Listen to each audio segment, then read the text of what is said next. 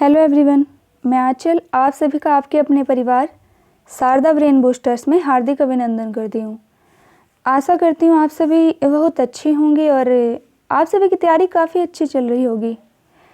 जैसा कि आप सभी को पता है, आप सभी की तैयारी को काफ़ी और बेहतर बनाने के लिए हमने शुरुआत की है 1000 क्वेश्चन सीरीज की, जिसमें हमारे 4th सेट तो कंप्लीट हो चुके हैं और 5th सेट हमारा आज स्टार्ट होने वाला है। ठीक है, जिन्होंने भी पीछे के सेट नहीं देखे हैं वो पहले तो क्या करिए, सभी प्रैक्टिस सेट अच्छे से देखिए, क्योंकि जो हमारा 10 सेट के बाद जो हमारा एक एग्ज़ाम ओरिएंटेड, बिल्कुल एग्ज़ाम की तरह 100 नंबर का टेस्ट जो होएगा, तो उसमें क्या है कि जो टॉप 10 गर्ल्स होंगी, ठीक है, वो आप सभी का टेस्ट होगा। उसमें मैं ना कोई एक्सप्लेन करूँगी ना कुछ, वो सभी आपका टेस्ट होगा। ठीक, तो उसमें आप सभी को देखना है कि हमने कितनी तैयारी की, हमने इन 10 प्रैक्टिस सेट से अभी तक कितना सीखा है। और जो टॉप 10 गर्ल्स होंगी तो उनका टेलीग्राम पर भी और यूट्यूब चैनल पर भी नाम टाइप कर कर बोला जाएगा। ठीक है, तो चलिए शुरुआत करते हैं। जो हमारा HW का क्वेश्चन क्या था,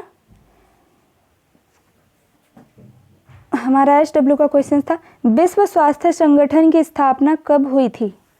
ऑप्शन नंबर ए 1948 को, ऑप्शन नंबर बी 1969 को, ऑप्शन नंबर सी 1863 को, या फिर ऑप्शन नंबर डी 1946 को। तो देखिए हमारा राइट आंसर क्या था, हमारा राइट आंसर था ऑप्शन नंबर ए। जिन्होंने भी ऑप्शन नंबर ए आंसर दिया है उन सभी का आंसर राइट है। WHO की स्थापना कब हुई थी, 7 अप्रैल 1948 को। चलिए नेक्स्ट शुरुआत करते हैं आज के प्रैक्टिस सेट की क्वेश्चन नंबर 1 से। अल्पसंख्यक वर्गों के हितों के संरक्षण के लिए संस्कृति एवं शिक्षा संबंधी अधिकार संविधान के किस अनुच्छेद में है। ऑप्शन नंबर ए अनुच्छेद 28, ऑप्शन नंबर बी अनुच्छेद 29, ऑप्शन नंबर सी अनुच्छेद 38, या फिर ऑप्शन नंबर डी अनुच्छेद 39। देखिए हमारा राइट आंसर क्या होगा, हमारा राइट आंसर होगा ऑप्शन नंबर बी अनुच्छेद 29। अनुच्छेद 29 में क्या है कि जो अल्पसंख्यक वर्ग हैं तो उनके हितों के संरक्षण के लिए संस्कृति एवं शिक्षा संबंधी अधिकार का प्रावधान है। ठीक है, देखिए कोई भी जो अल्पसंख्यक वर्ग है वह अपनी भाषा, लिपि और संस्कृति को सुरक्षित रख सकता है। केवल भाषा, जाति, धर्म के आधार पर ही जो संस्कृति पर, मतलब उसे सरकारी नौकरी में, शैक्षणिक संस्थान में प्रवेश से नहीं रोका जा सकता कि वह SC से है, वह उसको इस संस्थान में नहीं एडमिशन मिलेगा, या फिर इस संस्थान में वह जॉब नहीं कर सकता, यही सब। और जो आर्टिकल 30 है, देखिए अनुच्छेद 30 क्या है, अनुच्छेद 30 में क्या है कि जो अल्पसंख्यक वर्ग है वह अपनी पसंद की शैक्षणिक संस्थान चला सकता है, जैसे अपने कॉलेज या फिर कोचिंग वगैरह जो खोलते हैं। और क्या है कि जो सरकार है, सरकार उसे अनुदान देने में किसी भी प्रकार का भेदभाव नहीं कर सकती। यही सब अनुच्छेद 30 में दिया है। चलिए नेक्स्ट, और ये सब क्या है कि हमारे जो मौलिक अधिकार हैं 12 से 35 तक, ये सब उनमें दिए हुए हैं। चलिए नेक्स्ट क्वेश्चन नंबर 2। पोषाहार स्तर, जीवन स्तर ऊंचा करने तथा लोक स्वास्थ्य का सुधार करने के राज्य का कर्तव्य है। तो यह राज्य के नीति निर्देशक सिद्धांत में किस अनुच्छेद में दिया है। ऑप्शन नंबर ए अनुच्छेद 46, ऑप्शन नंबर बी अनुच्छेद 49, ऑप्शन नंबर सी अनुच्छेद 47, या फिर ऑप्शन नंबर डी अनुच्छेद 41। तो देखिए हमारा राइट आंसर क्या होगा, यह दिया है अनुच्छेद 47 में। किसमें, अनुच्छेद 47 में क्या दिया है कि पोषाहार स्तर और जीवन स्तर को ऊंचा करने का जो लोक स्वास्थ्य का सुधार है वह किसका कर्तव्य है, वह राज्य का कर्तव्य है।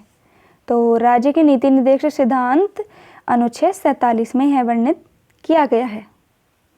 तो हमारा राइट आंसर क्या होगा, ऑप्शन नंबर सी। नेक्स्ट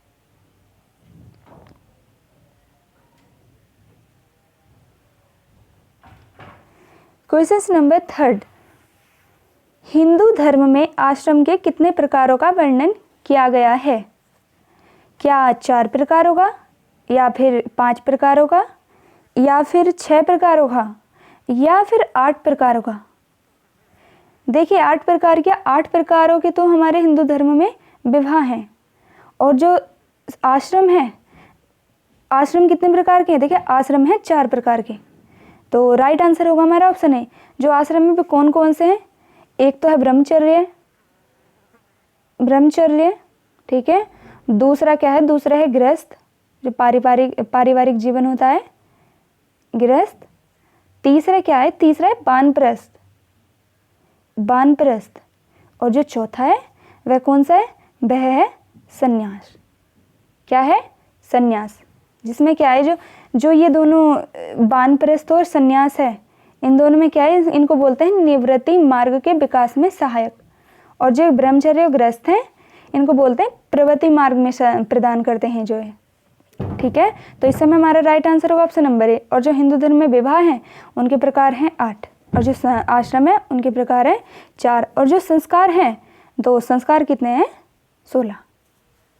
चलिए नेक्स्ट।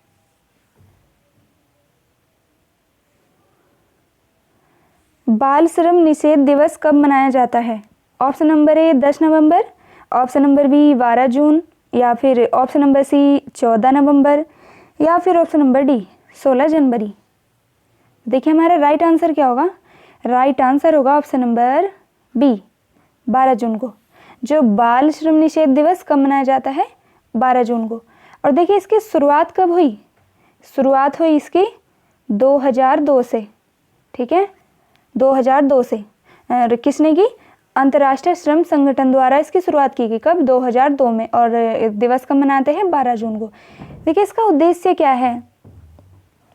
इसका उद्देश्य है कि जो बच्चों के अधिकारों की जो सुरक्षा की ज़रूरतें हैं उनको उजागर करना, और बाल श्रम में अलग अलग रूपों में जो बच्चों के मौलिक अधिकारों के जो उल्लंघन होते हैं उनको समाप्त करना, ठीक है। तो हमारा राइट आंसर इस समय क्या होगा? Option number B. Next question number 5। आंगनबाड़ी कार्यकर्त्रियों के कार्य संबंधी समस्याओं का पता लगाना किसका कार्य है?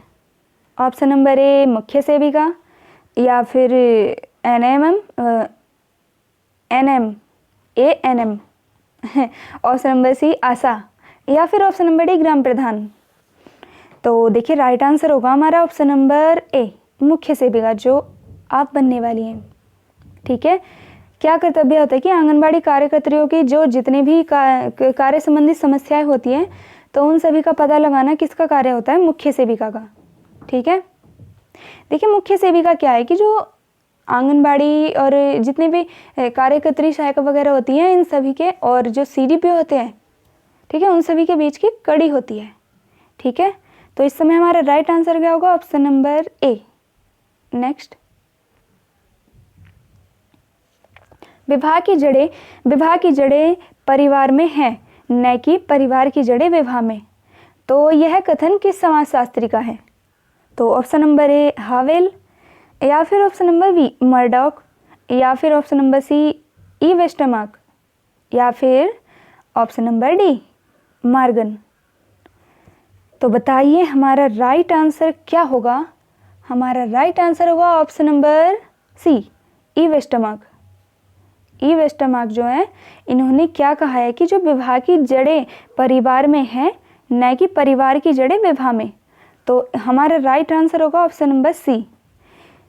और हाँ देखिए, आप सभी क्या बताना, क्या आप जितने भी समाजशास्त्री हैं और इनके कथन, अगर आप सभी इस पर एक वीडियो चाहती हैं तो कमेंट बॉक्स में ज़रूर बताना। और मेरे पढ़ाने का तरीका आप सभी को पसंद आता है या फिर नहीं आता है, या फिर कुछ और सुधार करना है, तो वो भी आप कमेंट बॉक्स में ज़रूर बताना, या फिर टेलीग्राम चैनल पर। देखिए क्या है कि जब तक हमें अपनी गलतियां नहीं पता चलती हैं, दूसरों के मतलब क्या बोलते हैं उसको, जब तक दूसरे हमारी गलतियां नहीं बताते तो हमें अपनी गलतियां नहीं पता चलती, ठीक है। आप मुझे बताओगे कि मैम इसमें सुधार करना है, तो मैं उस पर पूरा वर्क करने की कोशिश करूँगी, ठीक है। तो चलिए नेक्स्ट, क्वेश्चन नंबर 7, प्रधानमंत्री मातृत्व सुरक्षित अभियान कब शुरू हुआ? Option number A 2001, option number B 2014, option number C 2016 या फिर ऑप्शन नंबर डी 2015। तो राइट आंसर क्या होगा हमारा? देखिए राइट आंसर होगा हमारा ऑप्शन नंबर सी 2016। जो प्रधानमंत्री मातृत्व सुरक्षित अभियान है वह 2016 में शुरू हुआ। ठीक है, किसके लिए? कि सुरक्षित गर्भधारण और सुरक्षित प्रसव के माध्यम से मातृ एवं शिशु मृत्यु दर को कम कर सकते हैं, कम कर सकें। ठीक है, इसके लिए प्रधानमंत्री मातृत्व सुरक्षित अभियान शुरू किया गया। कब? 2016 में। चलिए नेक्स्ट, शिशु से जुड़ा गर्भनाल सामान्यतः कितने दिनों में सूखकर गिर जाता है? ऑप्शन नंबर ए 10 से 14 दिन, ऑप्शन नंबर बी 15 से 20 दिन, ऑप्शन नंबर सी 20 से 25 दिन या फिर ऑप्शन नंबर डी 30 से 35 दिन। तो राइट आंसर क्या होगा हमारा? राइट आंसर होगा हमारा ऑप्शन नंबर ए।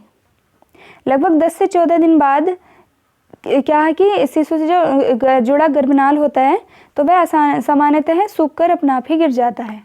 तो इस समय हमारा राइट आंसर होगा ऑप्शन नंबर ए। नेक्स्ट, क्वेश्चन नंबर 9, निम्न में से किस रोग को वैक्सीनेशन के द्वारा नियंत्रित नहीं किया जा सकता? तो ऑप्शन नंबर ए पोलियो या फिर चेचक या फिर मधुमेह या फिर काली खांसी। तो बताइए हमारा राइट आंसर क्या होगा? देखिए हमारा जो राइट आंसर है वह होगा ऑप्शन नंबर सी मधुमेह, जिसकी वैक्सीन नहीं लगाई जाती, जिसको वैक्सीन के द्वारा नियंत्रित नहीं किया जाता। और जो पोलियो है, चेचक है और काली खांसी है, देखिए इनको वैक्सीनेशन के द्वारा नियंत्रित किया जा सकता है। ठीक है, तो हमारा राइट आंसर इस समय क्या होगा? Option number C. जो मधुमेह है ये क्या एक शर्करा रोग है। ठीक है, तो हमारा राइट आंसर होगा option number C. Next, hepatitis मानव शरीर के किस अंग को प्रभावित करता है? ऑप्शन नंबर ए अग्नाशय या फिर छोटी आंत या फिर तिल्ली या फिर जिगर, जिसको यकृत भी बोलते हैं। क्या? यकृत भी बोलते हैं, लीवर बोलते हैं। ठीक है, तो देखिए हमारा राइट आंसर क्या होगा? हमारा राइट आंसर होगा option number D, option number D. ठीक है, जो हेपेटाइटिस रोग है वह मानव शरीर के यकृत को प्रभावित करता है। ठीक है, और जो हेपेटाइटिस रोग है इसको हम एक तो पीलिया भी बोलते हैं या फिर जॉन्डिस भी बोलते हैं। ठीक है, और जो हेपेटाइटिस है यह एक वायरस जनित रोग है। कैसा है? वायरस जनित रोग। तो इस समय हमारा राइट आंसर होगा ऑप्शन नंबर डी। चलिए नेक्स्ट, निम्न में से मिशन इंद्रधनुष किससे संबंधित है? ऑप्शन नंबर ए पोषण या फिर ऑप्शन नंबर बी टीकाकरण या फिर ऑप्शन नंबर सी शिक्षा या फिर ऑप्शन नंबर डी चिकित्सा। तो बताइए क्या होगा हमारा राइट आंसर? हमारा राइट आंसर होगा ऑप्शन नंबर बी टीकाकरण। जो मिशन इंद्रधनुष है वह टीकाकरण से संबंधित है। ठीक है, और जो यह मिशन इंद्रधनुष शुरू कब से हुआ? देखिए शुरू हुआ था 2014 से, शुरू हुआ 2014 से। ठीक है, और जो 2014 से शुरू हुआ और 2014 मतलब पूरी डेट क्या है कि 25 दिसंबर 2014, 25 दिसंबर 2014। ठीक है, राइट आंसर होगा हमारा ऑप्शन नंबर बी। चलिए नेक्स्ट, बाल विवाह एक समस्या है डैश। तो क्या कानूनी समस्या है या फिर व्यक्तिगत समस्या है या फिर सामाजिक समस्या है या फिर पारिवारिक समस्या है? तो देखिए हमारा राइट आंसर क्या होगा? जो बाल विकास है वह एक सामाजिक समस्या है। कैसी समस्या है? सामाजिक समस्या। तो हमारा राइट आंसर होगा ऑप्शन नंबर सी। चलिए नेक्स्ट, नीति आयोग द्वारा जारी बहुआयामी गरीबी सूचकांक 2021 में उत्तर प्रदेश में कितने प्रतिशत गरीबी थी? ऑप्शन नंबर ए 42.16% या फिर ऑप्शन नंबर बी 35.79%, या फिर ऑप्शन नंबर सी 39.19%, या ऑप्शन नंबर डी 37.79%। देखो, इसका आंसर बताने से पहले मैं आपको एक और बात बता दूं, जब हम कोई दशमलव की संख्या बोलते हैं ना, तो दशमलव के बाद के जितने भी अंक होते हैं उनको हम कभी ऐसे नहीं बोलते कि 42.16%, उनको बोला जाता है 42.16%। ठीक है, तो हम हमारा राइट आंसर क्या होगा इस क्वेश्चन का? देखिए, हमारा राइट आंसर है ऑप्शन नंबर डी, 37.79%। ठीक है, 37.79%। जो उत्तर प्रदेश में जो कितनी गरीबी थी, कितने परसेंट, वह थी 37.79% 2021 के अनुसार। ठीक है, चलिए नेक्स्ट क्वेश्चन नंबर 14। उच्चतर वृद्धि के बच्चों में योनि की परिपक्वता कब आती है? ऑप्शन नंबर ए देर से, या फिर सामान्य समय के पूर्व, या फिर सामान्य समय पर, या फिर इनमें से कोई नहीं। तो देखिए, इस क्वेश्चन का हमारा राइट आंसर क्या होगा? Option number B.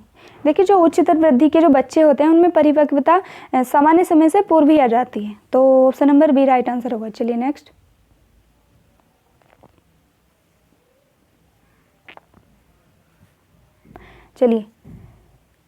भोज्य पदार्थों के परिरक्षण में प्रयुक्त होने वाले मुख्य रासायनिक पदार्थ हैं।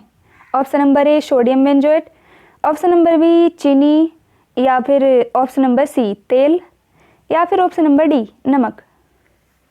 देखिए, जो मुख्य रासायनिक पदार्थ है वह क्या है? Sodium benzoate. तो हमारा राइट आंसर ऑप्शन नंबर ए होगा, सोडियम बेंजोएट। देखिए, जो भोज्य पदार्थों के परिरक्षण में प्रयुक्त होने वाला जो मुख्य रासायनिक पदार्थ है वह सोडियम बेंजोएट है। Option number A is the right answer. Next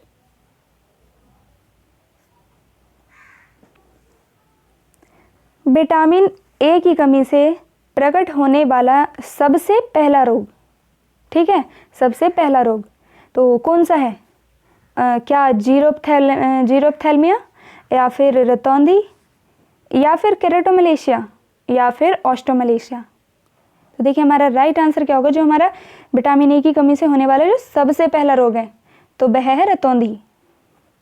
अक्सर बचपन से जो जैसे विटामिन ए की कमी से जो रोग होता है हमें रतौंधी ही बताया जाता था, परंतु 3-4 रोग होते हैं रतौंधी। ठीक है,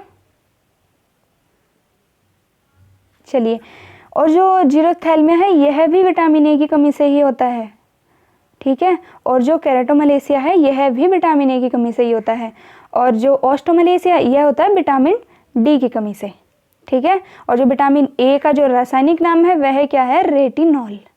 ठीक है, देखिए, जब भी कोई विटामिन का क्वेश्चन आता है मैं आपको रासायनिक नाम बताती हूँ। क्यों? क्योंकि आप सभी की जो यह अच्छी तरह से माइंड में एकदम सेट हो जाए।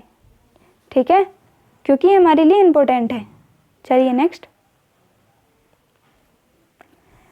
परामर्शदाता की विशेषता डैश है। तो ऑप्शन नंबर ए सहानुभूति, या फिर ऑप्शन नंबर बी गोपनीयता बनाए रखना, या फिर रुचिकर व्यक्तित्व, और ऑप्शन नंबर डी इनमें से सभी। तो हमारा राइट आंसर क्या होगा? देखिए, हमारा right answer option number D होगा। देखिए, परामर्शदाता के लिए क्या है कि रुचिकर भी होना चाहिए, और जो उसकी बातों को गोपनीयता भी बनाए रखना चाहिए, और सहानुभूति प्रदान करने वाला भी होना चाहिए। ठीक है, तो ऑप्शन नंबर राइट आंसर होगा हमारा ऑप्शन नंबर डी। नेक्स्ट, जननी सुरक्षा योजना किस वर्ष की है? ना कि जननी शिशु सुरक्षा योजना। ठीक है, इसमें बहुत कंफ्यूजन होता है। तो यह क्या है, कौन सी है? जननी सुरक्षा योजना। तो यह किस वर्ष की है? क्या ऑप्शन नंबर ए 2005, या फिर ऑप्शन नंबर बी 2001, या फिर ऑप्शन नंबर सी 2004, या फिर ऑप्शन नंबर डी 2011।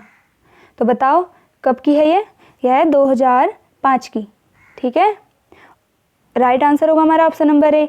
और जो जननी शिशु सुरक्षा योजना है वह है 2011 की। ठीक है, 2011 की जननी शिशु सुरक्षा योजना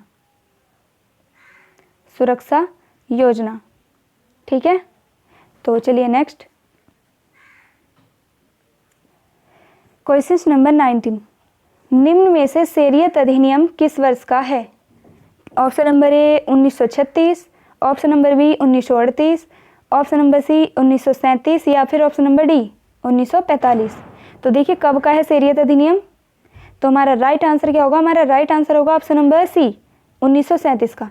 जो शरीयत अधिनियम है वह है 1937 का, तो हमारा राइट आंसर होगा option number C. Next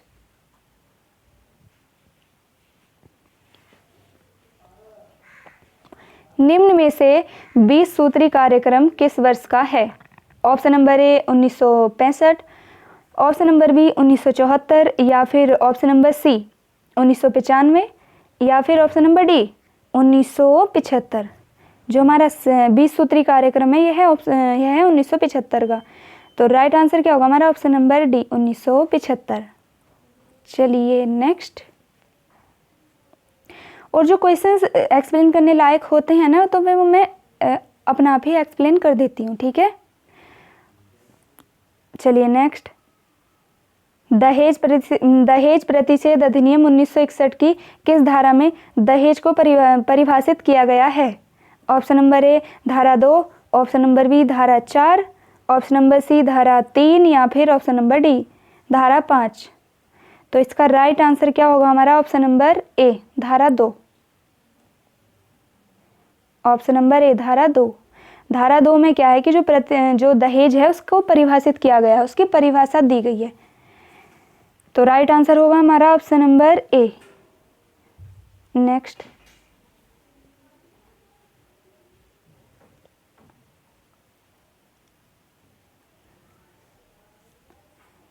UNDP संयुक्त राष्ट्र विकास कार्यक्रम की स्थापना किस वर्ष हुई थी?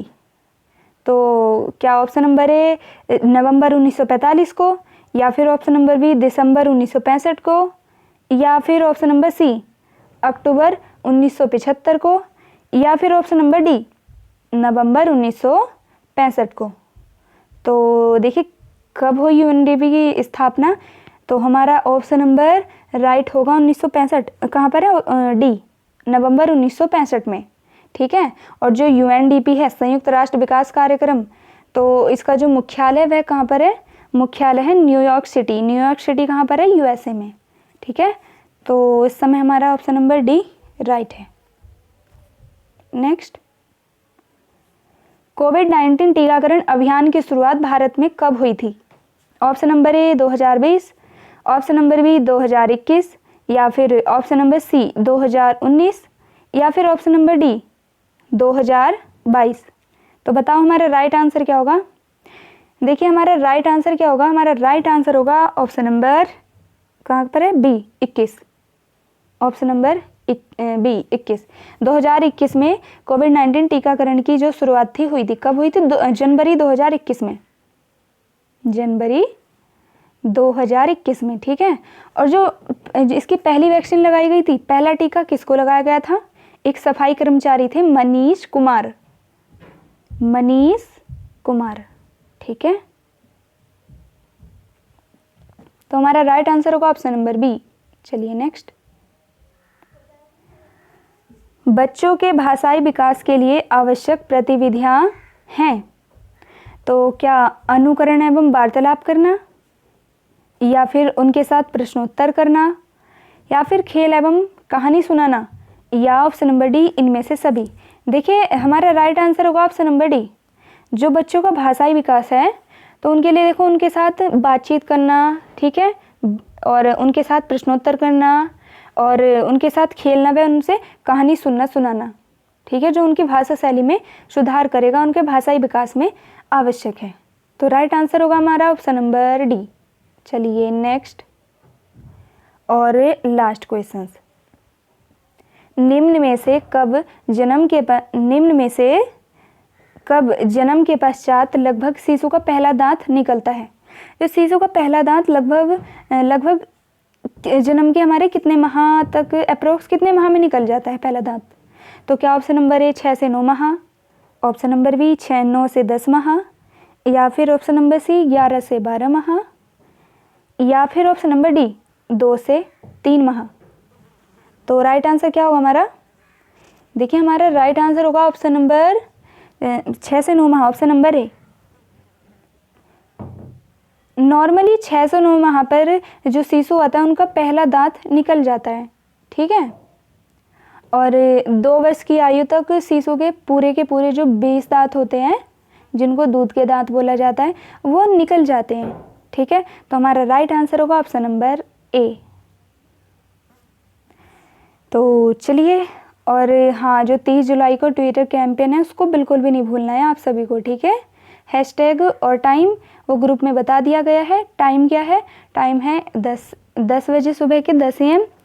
और जो हैशटैग है वो टेलीग्राम ग्रुप में वहीं से आपको कॉपी करना है, क्योंकि क्या है कि अगर हैशटैग अलग अलग होते हैं तो वो ट्रेंड नहीं कर पाता, ठीक है। तो हैशटैग एक ही डालना है सभी को, वहीं से कॉपी कर लेना है।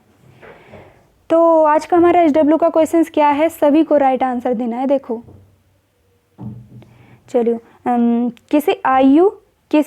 किस आयु वर्ग के बच्चे की लंबाई इन्फेंटोमीटर के द्वारा मापी जाती है? क्या ऑप्शन नंबर ए 0 से 1 वर्ष, या फिर ऑप्शन नंबर बी 0 से 2 वर्ष, या फिर ऑप्शन नंबर सी 0 से 6 वर्ष, या फिर ऑप्शन नंबर डी 0 से 3 वर्ष। तो क्या करना है कि आपको सभी को आंसर देना है। सभी को मतलब सभी को, ठीक है। तो चलिए, कैसे लगी आपको क्लास को शेयर एंड लाइक ज़रूर करें, और जिन्होंने भी हमारा चैनल सब्सक्राइब नहीं किया है वो सभी सब्सक्राइब कर लें। चलिए, यहीं पर विराम करते हैं। धन्यवाद।